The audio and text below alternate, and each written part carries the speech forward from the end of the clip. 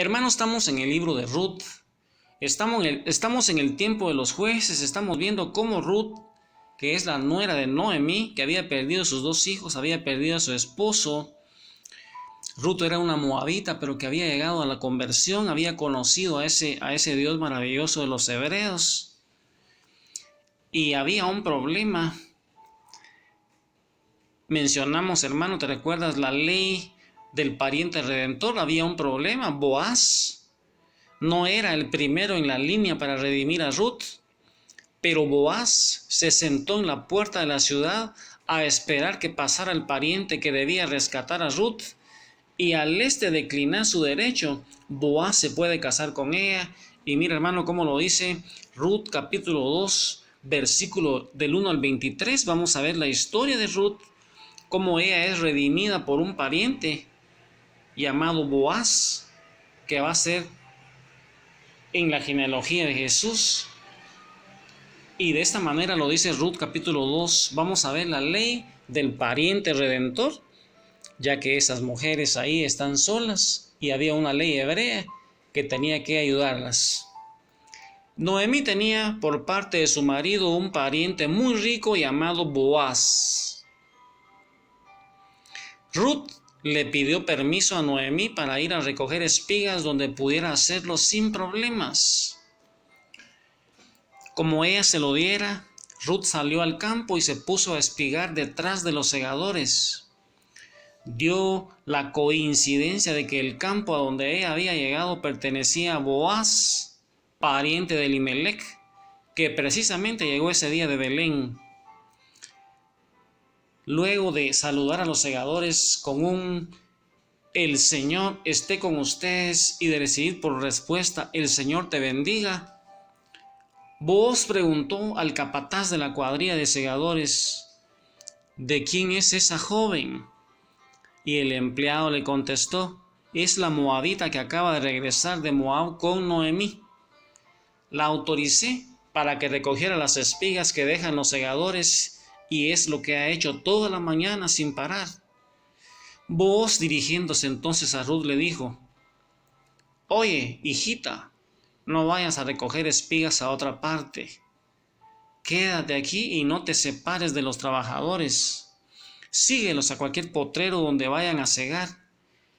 Yo les daré órdenes de que no te molesten, y si tienes sed, no tienes más que acercarte a los cántaros donde tienen agua. Al oír esto, Ruth se inclinó profundamente hasta el suelo y le dijo: ¿qué de bueno has visto en mí, una extranjera, para que me trates con tanta bondad?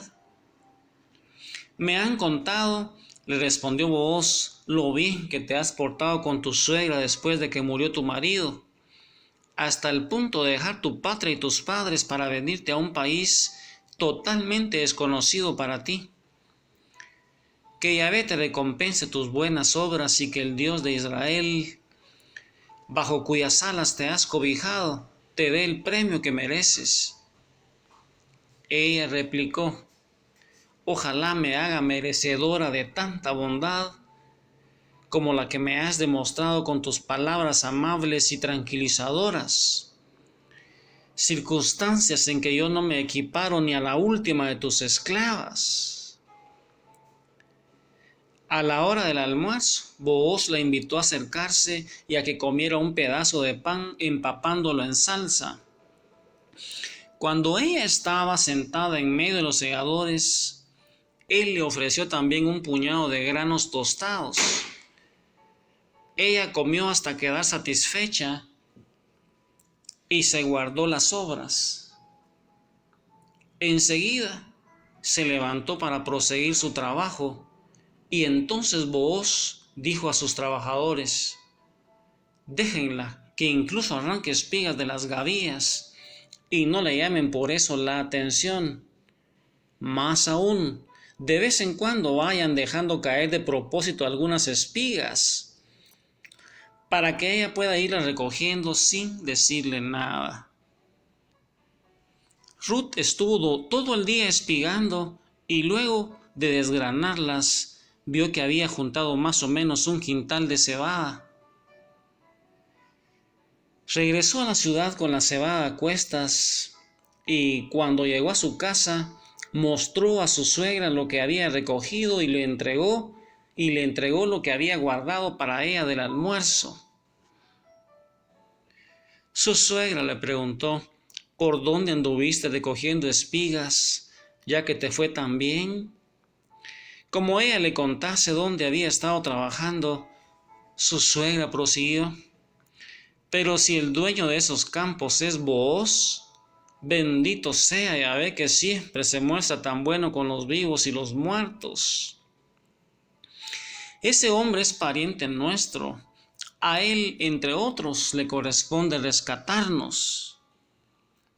Ruth entonces agregó: fíjate que todavía me dijo que me quedara con sus trabajadores hasta que terminen de cosechar. Noemí le respondió: muy bien, hija mía, quédate con sus trabajadores, pues así no tendrás que pasar malos ratos si te vas a otra parte. Ruth continuó, pues, recogiendo espigas al lado de los trabajadores de Booz, hasta que terminó la siega de la cebada y del trigo. Por lo demás, no se separó de su suegra. Mira, hermano, y para entender la ley del levirato, también ahí en Ruth capítulo 3, del 1 al 18, para entender bien esta historia, hermano, necesitamos leer capítulo 3, versículo 1 al 18, y la palabra del Señor dice así: Noemí dijo a su nuera: hija mía, ¿no es mi obligación asegurarte un porvenir tranquilo? Pues bien, Booz, nuestro pariente, con cuya gente has estado trabajando, va a trillar la cebada esta tarde. Tú debes, por lo tanto, hacer lo siguiente: lávate, perfúmate, vístete lo mejor que puedas y vete a su era, pero no te dejes ver hasta que haya terminado de comer y beber. Fíjate bien dónde se va a acostar, y cuando ya esté durmiendo, acércate, levanta las mantas que tenga a sus pies y acuéstate ahí. Él te dirá entonces lo que debas hacer. Ruth le contestó: haré todo lo que me has dicho. Bajó, pues, a la era e hizo todo lo que su suegra le había indicado. Booz, después de una cena bien regada, se fue a acostar muy alegre junto a la parva. Ella, por su parte, caminando despacito, destapó sus pies y se acostó. Como a la medianoche se despertó el hombre y miró con asombro que tenía a sus pies a una mujer. Como le preguntara quién era, ella le respondió: soy Ruth, tu sirvienta. Tápame con tu manta, pues tú debes rescatarme. Que Yahvé te bendiga, hija mía, replicó él, pues este acto tuyo de piedad es mayor que el primero, ya que no has elegido a hombres jóvenes, ricos o pobres. Quédate tranquila, hija, pues haré todo lo que me pidas, ya que todo el pueblo sabe que tú eres una mujer extraordinaria. Es cierto que a mí me corresponde rescatarte, pero hay otro pariente tuyo más cercano que tiene más obligación. Quédate aquí por esta noche y mañana veremos si él quiere rescatarte o no. Pues si él se niega, te lo prometo por Yahvé, lo haré yo. Por ahora, sigue durmiendo hasta mañana, antes de que amaneciera, cuando todavía no se puede distinguir bien a las personas. Se levantó Booz, pues pensaba: nadie debe saber que esta mujer estuvo aquí durmiendo. Luego le pidió a Ruth que extendiera su chal y se lo llenó de cebada. Ella se lo echó al hombro y se volvió a la ciudad. Cuando llegó a casa de su suegra, le preguntó: ¿cómo te ha ido, hija? Ella entonces le contó todo lo que el hombre había hecho por ella y cómo le había dado toda aquella cebada para que no volviera a su casa con las manos vacías. Noemí replicó: quédate tranquila hasta que veas en qué termina esto, pues estoy segura de que él agotará todos los medios para llevarlo a buen fin hoy mismo. palabra de Dios.